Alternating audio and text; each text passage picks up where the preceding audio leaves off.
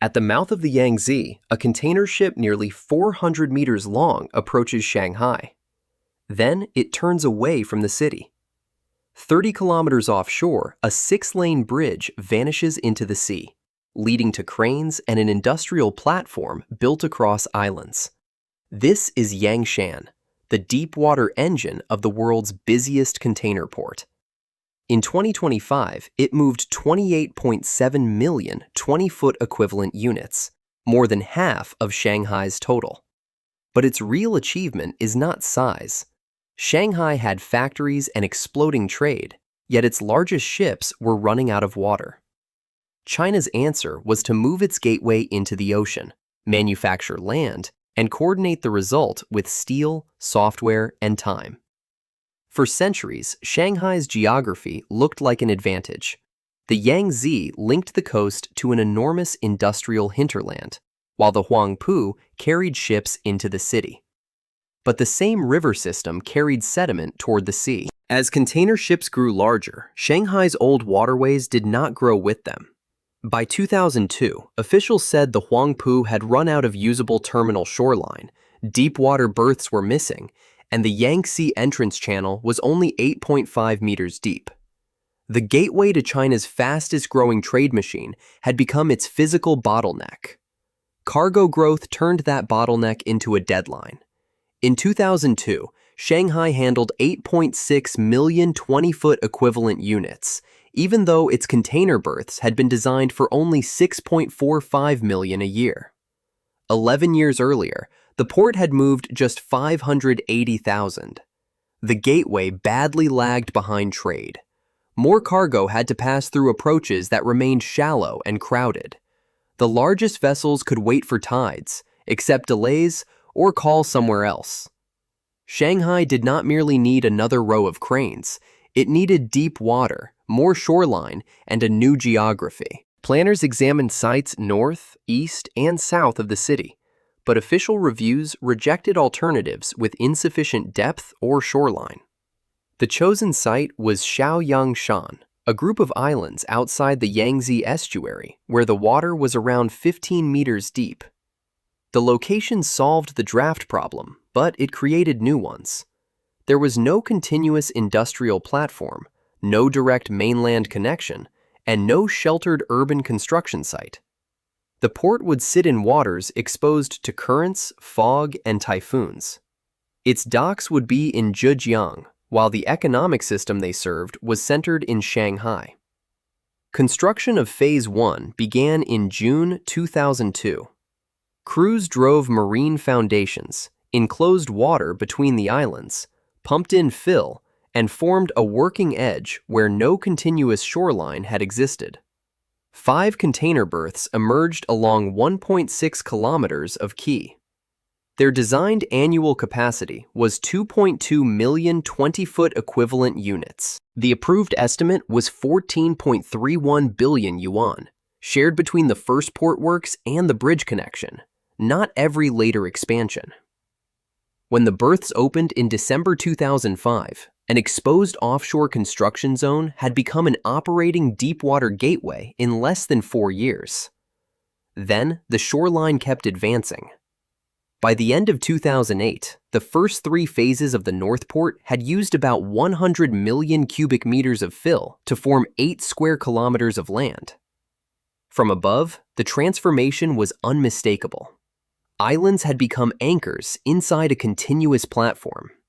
16 berths extended along 5.6 kilometers of quay, supported by yards and roads. This was not an island covered with cranes. It was manufactured geography, shaped around water depth and the repeated movement of boxes, with every meter assigned a place inside the cargo system.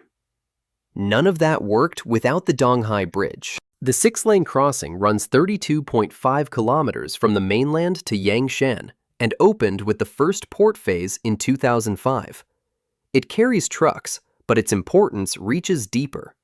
Shanghai Maritime Safety Administration describes the bridge as the port's transport artery and the sole carrier of its water, electricity, and telecommunications lines. The bridge connects not only cargo, but the basic services that allow an offshore industrial platform to function. Yangshan solved a shallow water problem by creating a long, visible dependency across the sea. Yet a modern container port is not powered by concrete alone. Follow one box. Before the ship arrives, its position on board is connected to its destination and unloading sequence. A quay crane lifts it to the terminal. A vehicle carries it to an assigned yard position. Another crane stacks it until a truck, train connection, or feeder vessel is ready. If the box enters the wrong lane or the wrong stack, the delay spreads. A port can own cranes and still perform badly. The real product is synchronized time. That sequence became the center of Yangshan's next transformation. Phase 4 began trial operations in December 2017. When a ship arrives, a remote-controlled double-trolley crane transfers its boxes ashore. Automated guided vehicles carry them through lanes. Automated rail-mounted cranes place them in assigned stacks, while the ITOS terminal system calculates the next move. The terminal covers 2.23 million square meters with 7 berths and 2,350 meters of quay. Its long-term design capacity is 6.3 million units a year. Software prevents connected movements from becoming competing delays. This does not mean the port is empty. Remote operators supervise crane work. Maintenance teams keep vehicles, sensors, communications, and power systems available. Planners manage berths, yards, and vessel schedules. SIPG says Phase 4 operates with fewer than 300 staff, including maintenance personnel, compared with roughly 800 to 900 at conventional terminals of similar size. That is the operator's comparison, not proof of a human-free port. Automation changes where people work and which failures they must anticipate. It does not remove responsibility. The result is visible across global trade. Yangshan handled 28.706 million 20-foot equivalent units in 2025, accounting for 52.2% of Shanghai. Shanghai exceeded 55.06 million and remained the world's busiest container port for the 16th consecutive year. More than half of that record passed through a gateway that had not existed at the start of the century. Yangshan is not simply a remote terminal attached to one city. It is an exchange point where deep-sea routes connect with feeder services and the wider distribution network of the Yangtze River Delta. An independent measure tells another part of the story. The World Bank's Container Port Performance Index ranked Yangshan first in 2024. That index does not measure which port moves the most boxes. It compares vessel turnaround performance across different ship and call sizes. That matters. Throughput shows how much demand a port absorbs. Turnaround shows how effectively it converts berth time into completed work. Yangshan's position near the top of both stories suggests that expansion alone was not enough. The system also had to learn how to use scarce shoreline and time more intensively. Instead of waiting for more reclaimed land, maritime authorities expanded triple berthing operations across full tidal periods. By 2025, berth utilization reached 84%. 3 vessels could be coordinated along the same working sequence without surrendering every movement to the narrowest tide window. Officials estimated that the method saved about 2 hours per vessel and released handling potential equal to roughly 1.08 million additional units. This is what a mature megaproject looks like. The next gain comes not only from concrete, but from changing traffic rules, departure windows, berth assignments, and the order in which infrastructure is used. Offshore scale also concentrates operational pressure. Mainline ships, feeder vessels, fishing boats, passenger routes, construction zones, and multiple channels share the water. Yangshan averages nearly 32 fog days a year, and 3 typhoons affected operations in 2025. In fog, visibility can erase the distance between ships. In high winds, cranes and containers face limits. A missed window can move a vessel, a berth team, and feeder connections out of sequence. Better forecasting and traffic management reduced weather restrictions, but the lesson remains. Record performance has to be rebuilt through thousands of decisions under changing conditions. The bridge creates a similar paradox. It is a critical road and utility connection, but it does not carry every container. Many boxes transfer between deep-sea ships and feeder vessels. Others enter road, rail, and inland waterway networks across the Yangtze River Delta. SIPG reported that Shanghai's sea rail volume passed 1 million units in 2025. These alternatives reduce dependence on any single cargo route, but they increase the number of schedules that must align. Yangshan works because bridge traffic, feeder arrivals, rail departures, yard capacity, and ship windows become one coordinated system. That coordination is also the hidden risk inside extreme efficiency. A delay does not automatically stop global trade, and Shanghai still has other port areas. Ships can wait, cargo can reroute, and terminals can change plans.